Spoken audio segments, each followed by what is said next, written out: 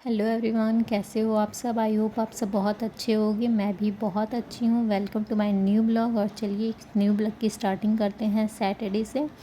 और अभी सैटरडे के दोपहर के 3 बज रहे हैं।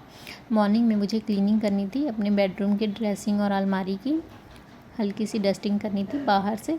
तो वही मैंने सोचा था, बट मैं मॉर्निंग में नहीं हो पाया। तो मैंने सोचा कोई बात नहीं, मॉर्निंग ना सही अभी कर लेते हैं, क्योंकि बच्चा सो जाता है तो फिर हल्की फुल्की भी आवाज़ होती है तो बच्चे की नींद डिस्टर्ब हो जाती है। तो अभी दोपहर में 2 बजे फिर चीकू उठ गया था, तो मैंने सोचा पहले उसको खिला पिला लेते हैं। तो हमने अपना लंच वगैरह सब कुछ फिनिश कर लिया है। तो अभी मैं फ्री हूँ, तो मैंने सोचा क्यों ना अभी ही अपनी क्लीनिंग कर ली जाए, क्योंकि जब भी टाइम मिले तभी कर लेना चाहिए। मैं तो यही करती हूँ, मुझे जब जैसे टाइम मिलता है मैं वैसे ही अपनी क्लीनिंग स्टार्ट कर देती हूँ। तो वही फ़िलहाल मैंने अपने ड्रेसिंग को पहले सारी चीज़ें हटा दी थी, फिर एक कपड़े की हेल्प से उसे क्लीन कर लिया है। कॉलिन से ही मैंने क्लीन किया है, कोई घर का DIY वगैरह यूज़ नहीं किया है। और ड्रेसिंग पे ना मैं बहुत ज़्यादा चीज़ें नहीं रखती हूँ, बस वही हल्की सी डेकोरेशन के लिए एक फ्लावर पॉट रख दिया है और एक छोटा लैंप रखा है, जो कि मैं बराबर यूज़ नहीं करती हूँ, कभी कभार यूज़ करती हूँ। और जो डेली यूज़ में आजकल वेदर चेंज हो रहा है ना, तो इसीलिए बॉडी लोशन रख दिया है, क्योंकि हस्बैंड को चाहिए होता है। तो वो क्या करते हैं, वो भी अगर ड्रेसिंग वगैरह खोलते हैं ना, तो ढूंढने के चक्कर में या तो सामान गिरा देंगे या तो इधर उधर रख देते हैं। इसीलिए मैं उनकी यूज़ का सामने ही रख देती हूँ। और फिर हाथों हाथ अलमारी को भी मैंने कपड़े की हेल्प से क्लीन कर लिया था।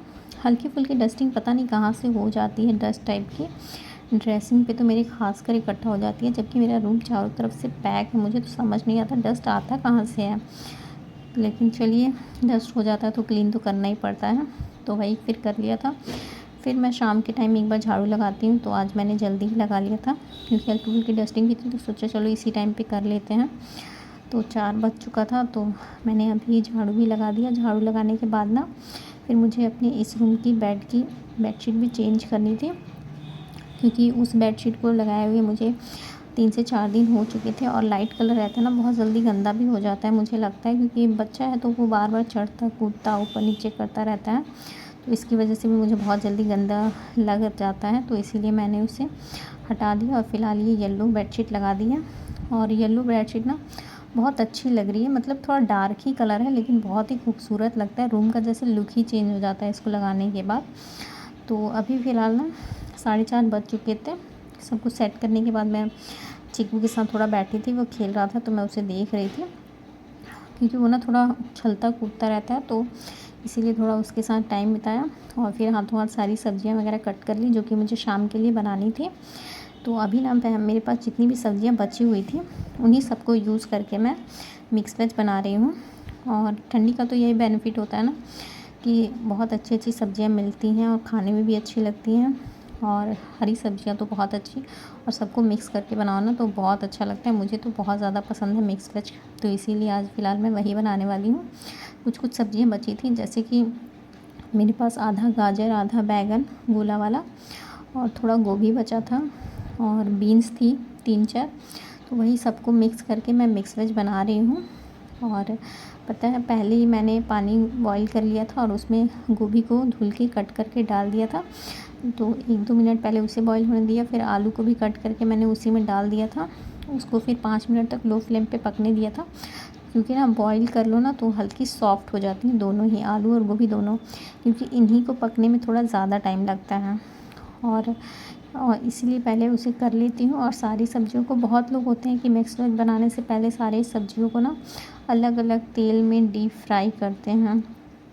उससे क्या हो जाता है ना, सब्ज़ी बहुत ज़्यादा ऑयली हो जाती है, जो कि अनहेल्दी भी होता है। और टाइम भी बहुत एक्स्ट्रा जाता है, क्योंकि पहले सारी सब्जियों को कट करो, फिर अलग से सारी सब्जियों को आप फ्राई करो। तो इसीलिए तो मैं वैसे नहीं बनाती हूँ।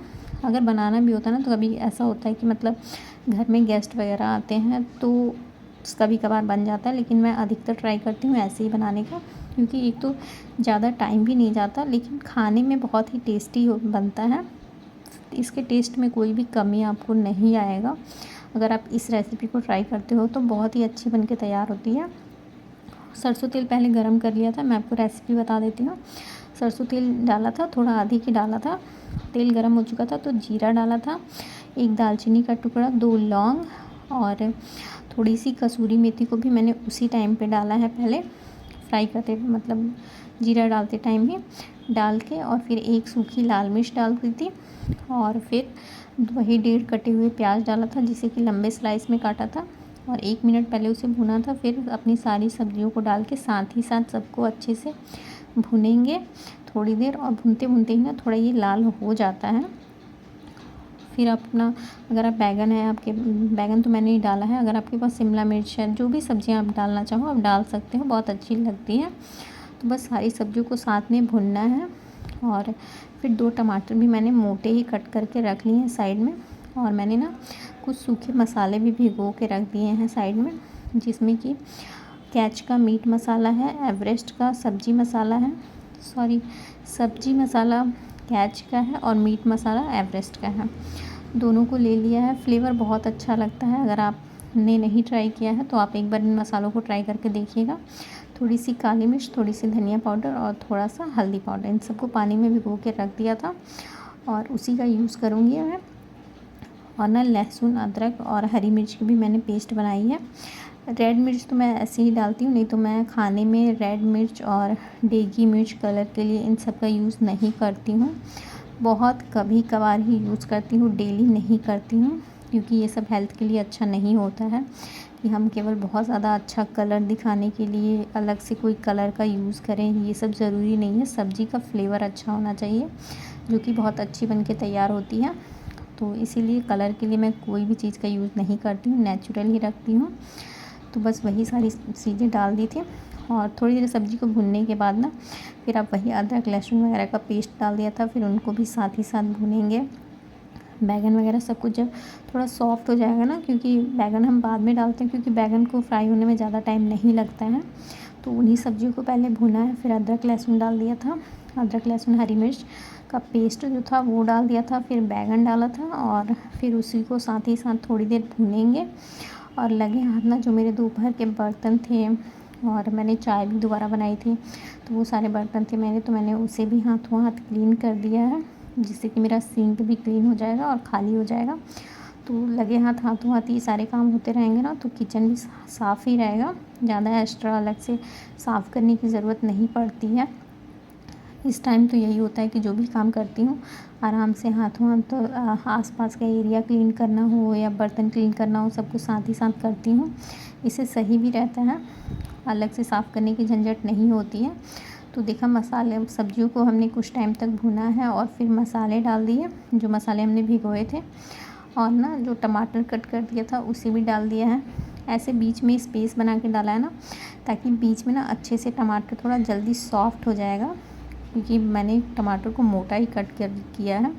मैं मोटा ही कट करती हूँ, मुझे ऐसा लगता है कि मोटा कट करने से ज़्यादा अच्छा फ्लेवर आता है। आपको बारीक पसंद हो तो आप डाल सकते हो, मुझे नहीं पसंद इसलिए मैं नहीं डालती हूँ। तो अभी इस टमाटर भी डाल दिया है, और अभी डालना था मुझे सब्ज़ी में नमक, जो कि मैं अब डालूँगी। और नमक डालने के बाद बस सब्जियों को भुनना है, सारी सब्जियां सॉफ्ट हो जाएं, थोड़ा कलर आप चाहो तो रेड कर लो, लो फ्लेम पे पकाओ, और जब लगे कि नहीं अभी थोड़ी और रेड होनी है तो हाई फ्लेम करके आप इसे भून सकते हो, क्योंकि इतना ही भूनते भूनते ना आपकी सब्ज़ी एकदम अच्छे से पक जाएगी, गल जाएगी। हल्का लो जो बॉईल करते हैं ना, उसकी वजह से आलू और गोभी काफ़ी हद तक पक जाता है, क्योंकि अगर आप बॉईल ना करो ना तो उन्हें ही पकने में ज़्यादा टाइम लगता है, इसीलिए। तो वही कर लिया था, और फ्रेश हरा धनिया भी मेरे पास था तो मैंने उसे भी कट कर लिया है, क्योंकि आप किसी भी सब्ज़ी में हरी धनिया का यूज़ करो बहुत अच्छा फ्लेवर और बढ़ जाता है। तो था तो मैंने सोचा कि नहीं इसे भी डाल दिया जाए, तो वही भी उसे भी मैंने कट कर लिया, क्योंकि मेरी सारी सब्ज़ियाँ पक ही चुकी हैं। जैसे कि मैंने देखा था अभी सारी सब्ज़ियाँ सॉफ्ट हो चुकी थी। तो अब बस वही सब्ज़ी को एक बार अच्छे से मिला लेंगे, और फिर हरा धनिया डाल के भी अच्छे से इसे मिक्स कर लेंगे। और हाँ, इसी टाइम पे ना मैं थोड़ा सा गरम मसाले का पाउडर रखा है मैंने, वो डाल दिया है। आधे चम्मच से भी थोड़ा कम ही डाला है, क्योंकि मैंने खड़े भी कुछ यूज़ किया है ना, इसीलिए बस थोड़ा सा फ्लेवर के लिए।